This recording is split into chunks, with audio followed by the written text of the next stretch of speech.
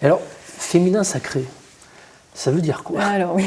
Parce qu'en plus, moi je suis un homme, donc je ne sais pas de quoi on parle. Enfin, heureusement, je ne suis papa d'une fille qui m'éveille un petit peu sur ce monde mystérieux que celui des femmes. Mais j'ai l'impression qu'on vit aussi une société qui est en profonds ajustements sur la relation homme-femme.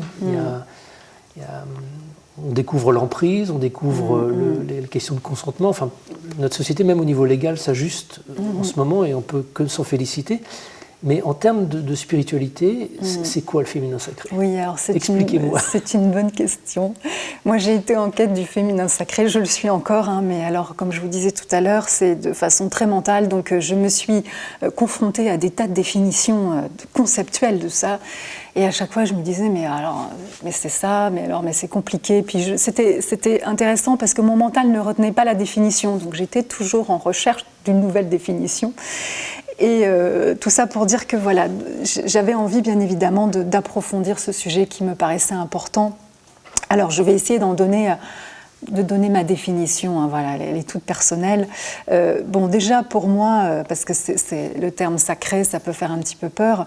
Pour moi, à un moment donné sur le chemin spirituel, il n'y a plus de profane et de sacré, ce n'est pas séparé.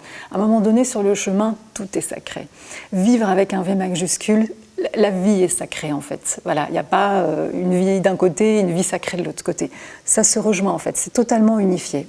Donc ça, c'est pour le terme sacré. Donc pour revenir au terme féminin, comme vous l'avez dit, le féminin n'appartient pas qu'aux femmes.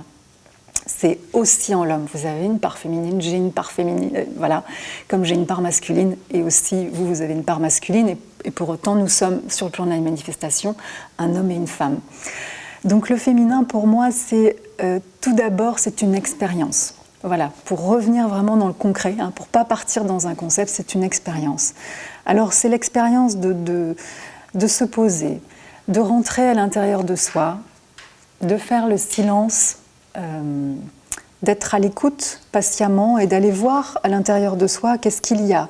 Alors au départ, quand on fait cet exercice qui ressemble un peu à méditer au départ, hein, ce qu'est méditer, on entend toutes nos idées, tout ce qui est mental, enfin, toutes nos pensées qui arrivent et qui jaillissent en permanence et qui vont de l'une à l'autre. Voilà.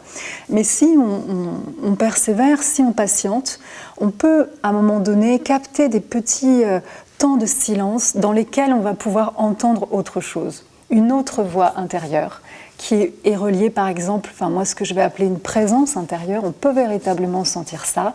Dans la tradition Cherokee, on parle de l'Orenda. L'Orenda, c'est la partie divine qui est en nous, c'est notre part spirituelle, c'est l'esprit céleste en nous en fait, voilà, l'esprit de la vie aussi. Donc tout simplement c'est notre part divine, voilà.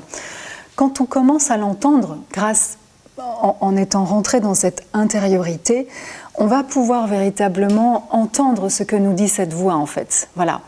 À partir de là, et là c'est une autre chose, le féminin peut devenir une énergie de création. C'est-à-dire que quand on est dans l'être, hein, c'est ce que je viens d'expliquer en fait, quand on est dans l'écoute, on est dans l'être, parce qu'on n'est pas dans le faire, on peut commencer à associer l'être au faire. Voilà. Donc l'être est du côté du féminin et le faire est du côté du masculin. Donc, si vous arrivez à écouter cette petite voix à l'intérieur, et à un moment donné, pouvoir poser une action à partir de cette intériorité-là, pas à partir de ce qu'on vous a raconté de l'extérieur, votre éducation, les croyances, les idées, ce qu'il faut faire dans la vie, ce qu'il faut être, etc., mais que vous écoutez à l'intérieur ce qu'il faut faire, vous pouvez commencer à poser une action juste à l'extérieur. Voilà. Donc le féminin, c'est plutôt du côté de l'intériorité, de l'être, et le masculin, c'est plutôt du côté de l'extérieur et du faire, en fait. Quand vous associez l'être et le faire, le féminin et le masculin, comme pour créer un enfant, vous pouvez commencer à créer dans la vie. Vous pouvez commencer à avoir une sorte de pouvoir, pour reprendre un terme chamanique aussi. Hein.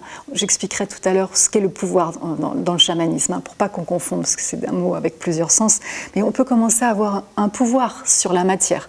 Si on se change à l'intérieur, on peut commencer à changer l'extérieur. En gros, ça veut dire que si on travaille sur soi, sur ce chemin, on peut commencer à envisager un nouveau monde à l'extérieur.